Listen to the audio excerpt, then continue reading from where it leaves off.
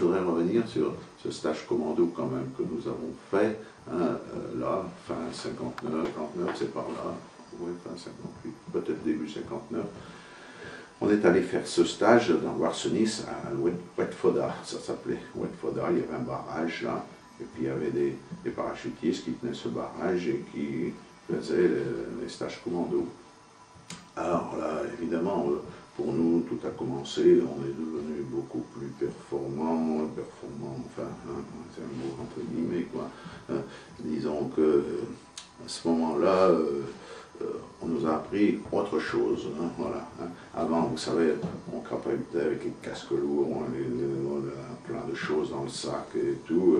Mais alors là, on a allégé notre, disons que notre mode opératoire était beaucoup plus,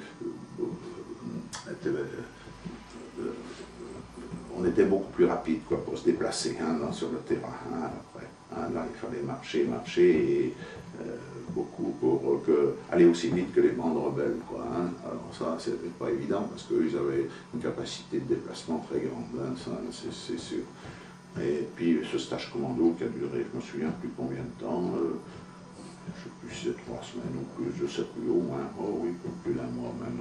Et voilà, alors, c'était vraiment quelque chose. Alors on a fait des opérations, même pendant notre stage commando, puisqu'on était en zone, en plein Warsenis, là aussi. Alors, Warsenis, c'est quand même une montagne qui était assez difficile, parce qu'elle était encore plus haute que les massifs du Dara. C'était moins boisé, mais c'était encore plus chaud, puisqu'on descendait vers le sud. Hein, et les fontaines, les sources étaient très rares. Là, souvent, on manquait d'eau en déplacement, là-bas, par là-bas. Hein. Et quand il y avait des points d'eau, bon, ils étaient très recherchés, vous savez, sur les cartes, ils étaient marqués, et on s'en servait pour le soir, pour éventuellement coucher à proximité, pas loin, quoi. Hein, mais il faut savoir que les bandes rebelles recherchaient également ces points d'eau, hein, parce qu'eux aussi, il leur en fallait, hein, c'était un peu comme nous, quoi. Hein. Bon, alors un soir, on était parti faire une patrouille, en pleine nuit, comme ça, malgré...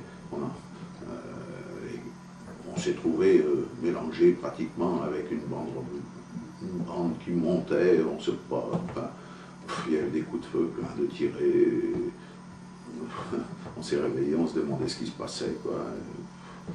Et, bon, il n'y a pas eu de mort chez nous, hein, le principal, rien, mais ça peut être partout, quoi.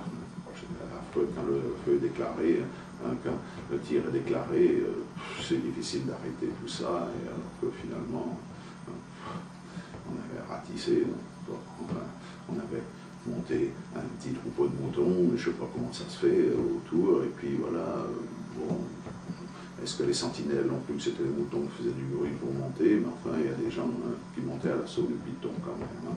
Alors, je ne sais pas comment ça va, on n'a pas trop su, je n'ai pas trop su ce qui s'était passé. Je sais qu'on a eu très peur ce jour-là aussi. Comme ça. Voilà, on se sentait différent, on nous a laissé miroiter plein d'avantages, c'est vrai. On revenait à la compagnie, on ne prenait plus de garde pratiquement, différent. Oui, on avait le mental quand même plus fort, hein. On se sentait plus fort hein, quand même mentalement, mais on avait un armement nettement supérieur. On avait l'appui d'aviation quand on sortait, hein. Si on était accroché dans un quart d'heure, il y avait l'aviation qui arrivait, vous voyez, hein. Donc oui, on se sentait plus fort, ça c'est sûr, hein. Mais n'empêche que en contrepartie, il fallait, physiquement c'était très dur, quoi. Ça c'est sûr. Dans le stage commando, bon, la compagnie est passée commando, mais il fallait qu'il reste 1 an à faire minimum, hein, sinon ils ne prenaient pas les gens. Les gens qui ne leur restaient pas 1 an, ils sont partis ailleurs. Hein. Et puis dans ceux-là, il y a eu des exemptés, des gens qui n'ont pas, qui ont refusé carrément.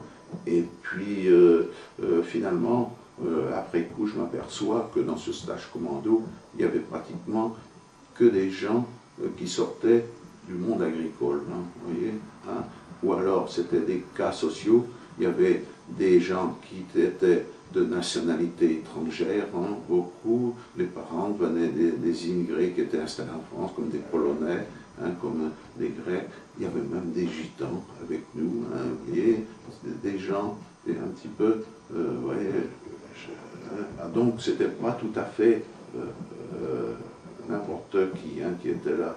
C'était un peu, il y avait quand même un choix préalable, chose qu'on ne s'est pas rendu compte tout de suite. Vous voyez.